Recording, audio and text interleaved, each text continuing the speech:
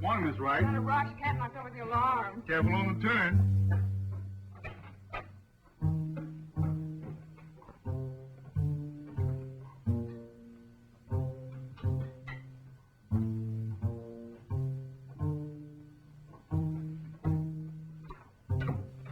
Now you've said it.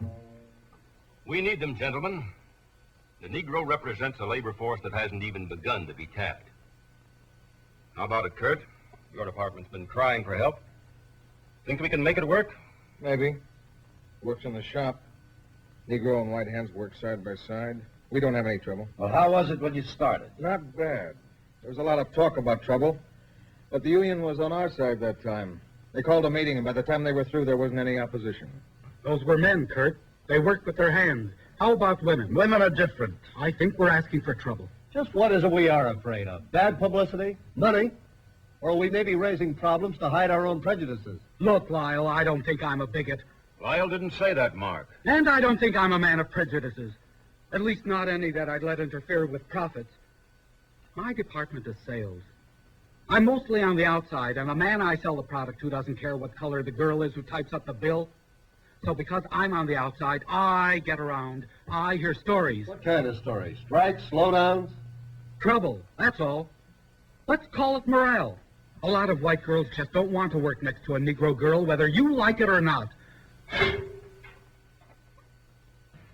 Kit, would you just alert the medical office that Miss Newton will be down in about half an hour?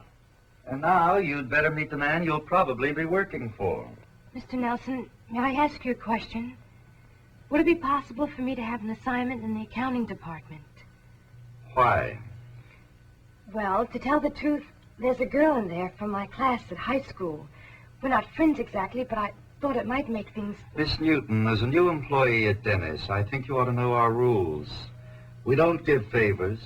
We don't give preferential treatment. I'm sorry, I just thought it would make... We stick to our word. Every employee is treated solely on his merits, for better or for worse. Oh, I see. Now I'll take you down and introduce you to Mr. Harden. As soon as I can. You have to wait. That's all I can say. All right, goodbye. You the gentleman who's been complaining about the lack of office help? Don't get someone to sit at that desk pretty soon. You'll have to dig me out from all this paperwork. I have somebody for you right now. You better have 4 hands.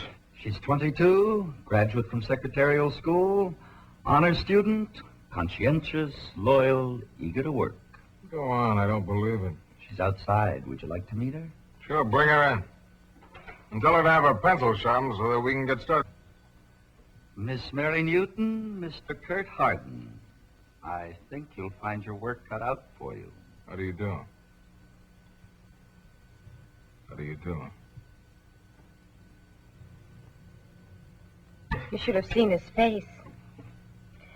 He just looked at me like he couldn't believe it. Like he couldn't believe it.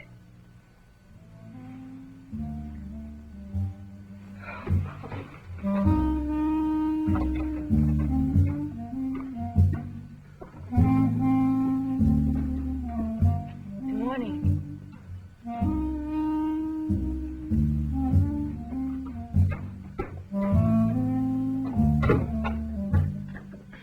Mr. Nelson, Yes.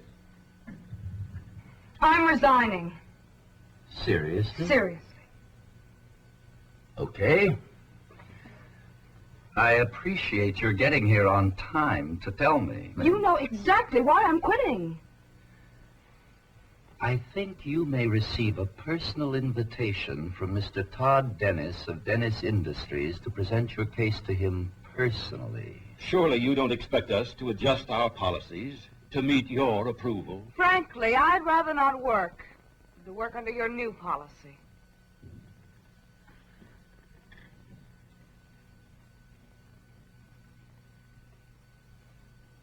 I'm not going to even attempt to argue with your prejudices. I know that in a few minutes here, I can't change whatever has made you think the way you've been thinking for a lifetime. But if you don't mind, I'd like to put the shoe on the other foot. You're a popular girl here, probably with good reason. What you do, quitting that is, may set an example for a lot of other girls who can't afford your independence. I'm responsible for this company. That means I'm responsible to the stockholders, to the people working here, to myself, even to the whole country, indirectly. And it's too late to crawl back into a shell. I'm afraid I don't understand, Mr. Dennis. I'm going to ask you to stay on here at Dennis, in spite of how you feel. To give this girl, to give yourself even a chance to find out if we're right.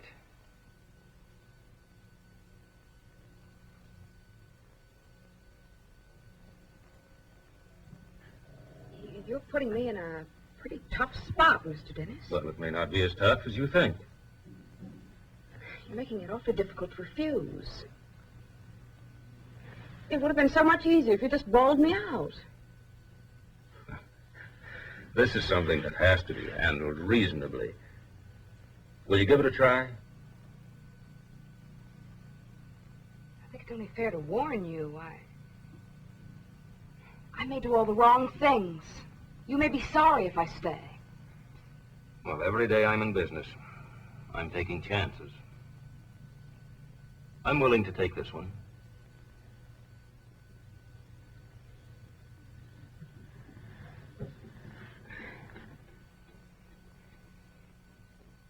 I'll think about it, Mr. Dennis. I will say this, though. It's the first time I've stopped to think about it at all. Thank you.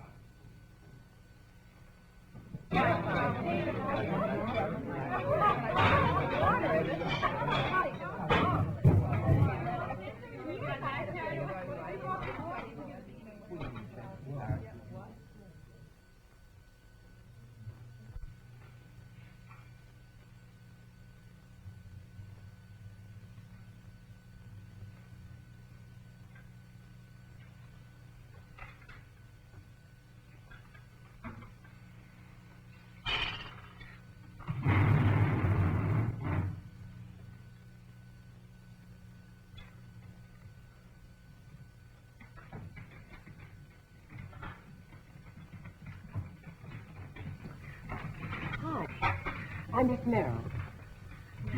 Hello, Mary. The secretary's usually over here. Won't you join us?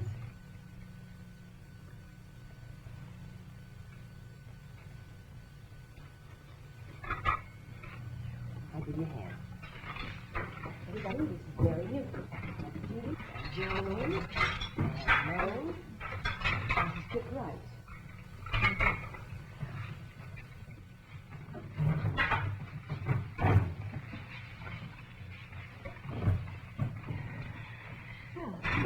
What department are you in? Actually, I work for Kurt Army. Oh, yeah. Mr. Army. That's right. There was no mass walkout. No one quit. A few girls even tried to help out.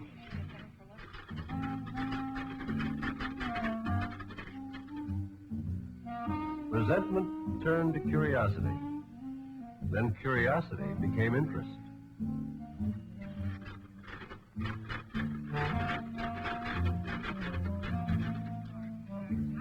In time, Mary was no longer the new girl, and new girls no longer meant trouble.